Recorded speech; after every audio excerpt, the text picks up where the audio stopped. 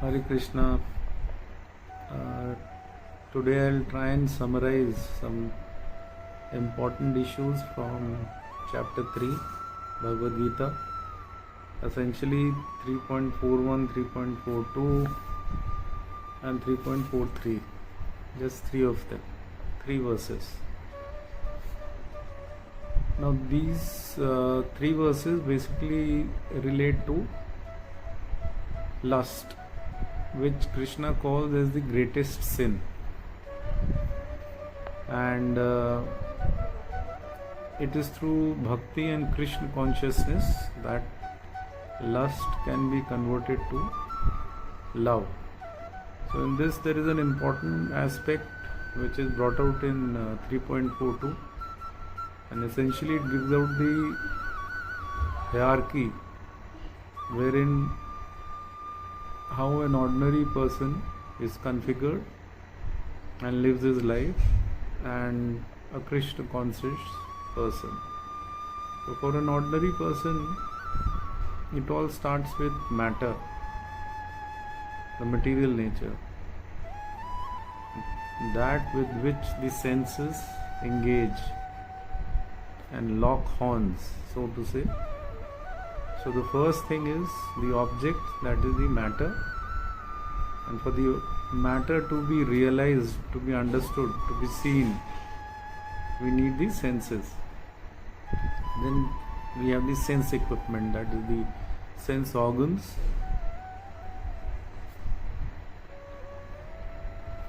both inside and outside, and behind what is interpreted and processed by the senses is the mind. So mind is the kind of an Intel chip, a processor, which based on the inputs that have been fed to the senses, it processes it. Yet it has not been collated, it has not been converted into intelligence. So that part is done by the intelligence of the intellect.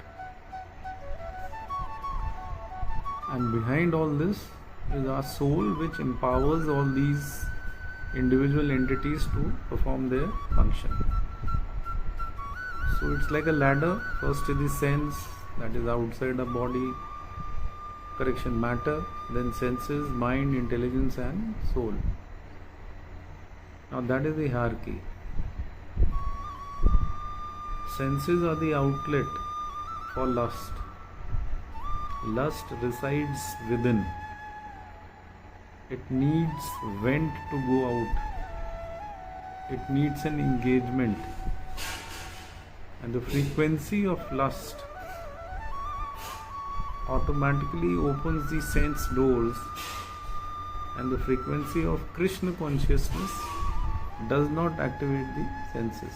So once one takes to the path of devotion, surrender and bhakti, that is a simple living, then that which triggers the mechanism of lust to manifest itself by engaging itself with the material objects outside, that stops. So the journey of the energy which was taking place to go outside and engage is checked, it's clipped. So by Krishna consciousness, or by chanting any of your gods, anything that you surrender to, any path, the soul, it bypasses all the ladders, so to say, and directly it connects with the super soul. So the super soul, what we call as Paramatma. So the Atma comes in direct contact with the super soul. It does not have to engage in its forward journey and outward journey to lock its attention and focus with the material. So Krishna has cautioned Arjun in 3.41 that kill lust, slay the sources of all sins, that is lust. First by regulating the senses, and destroy the slayer of knowledge and self-realization. So lust is a no-go, absolutely. Then he goes on to explanation on the self and supreme self. He says that the living entities, living bodies are part and parcel of the Lord, meant to serve the Lord. Now that is critical. And this consciousness is called Krishna consciousness. So by Krishna consciousness, it's like a catalyst. Lust can be converted to love. It's the same energy, same frequency. So in which direction it moves and by what algorithm we use it, therein lies the trick. So if you trigger it in a manner that it engages consistently and continuously with the material objects, then you will pay for it. It will remain lust, and then lust has got its own attendant issues, basically sinful reactions which affect our happiness at the least. And if one were to surrender to the Lord and do bhakti in its purest form, whatever is your definition, we all know, our conscience knows what is the way. Then these steps are bypassed, and instead of moving outward, this energy starts moving inside, and then it engages itself with the Super Soul or Paramatma, and then it mirrors its own true qualities for the first time. So it's an important thing. Intelligence needs to be used to engage in Krishna consciousness frequency and not lust frequency. This whitens the mind, which is subordinate to the senses. Intelligence. Know yourself to be transcendental to the material senses, mind and intelligence. That is 3.43. One should steady the mind by spiritual intelligence. There is emotional intelligence, IQ, and so on and so forth. So there is spiritual intelligence also. That is surrendered faith in the process of things. You call Lord, you call Krishna, you call whatever you want. And thus you acquire spiritual strength. And this helps you to trigger an inward journey and open up portholes or wormholes through which you get in touch with your own super soul, which is Sat Chit Anand.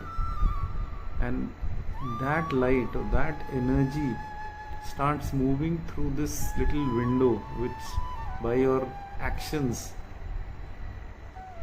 your soul is now conditioned not by the external elements and material objects. Now it starts getting conditioned by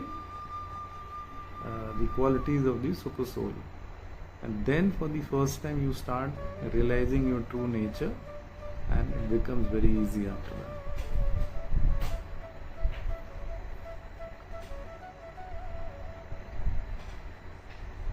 It says there is always a desire for overloading, that is sense gratification. That is what is called lust, and it is the greatest enemy of the conditioned soul. The soul is not conditioned to start with, but when it is covered by layers of various forms of lust, it is called a conditioned soul. So this happens when the engagement is with the outside. The engagement with the outside is a necessity, it's a need, but it should end there. It should not become and convert itself into addiction. By Krishna consciousness, one can tame material senses, mind and intelligence. Then there is no need to give up on your engagement with the outside. You just do your prescribed duties in devotion, in surrender, without incurring any sinful feedback or reactions, which lead to this cycle of birth and death, and pain and suffering, joy and suffering also. Develop control by slowly developing this Krishna consciousness. Just start surrendering to the Lord, His ways. Trust the process. Then one can be situated in what they call the transcendental position, even when carrying out one's daily prescribed duties. This will purify the mind and senses, and then the intelligence can actually self-realize, self-actuate. And then one knows one own true identity, which is mirrored by the Supreme Soul or Paramatma, which is sitting alongside in our heart, and its qualities of Sat, Chit, Anand get reflected, and your conditioning reduces. Thus, through intelligence, one can convert lust to love. Then one can easily understand one's own constitutional position, nature, purpose, and relationship with the Lord. So much so for Janamashtami 2024. I just wanted to highlight this very important aspect of lust versus love, and the mechanism to convert lust into love. And why are we doing all this? To remain happy and peaceful, which is our essential nature. Thank you very much, and Hare Krishna.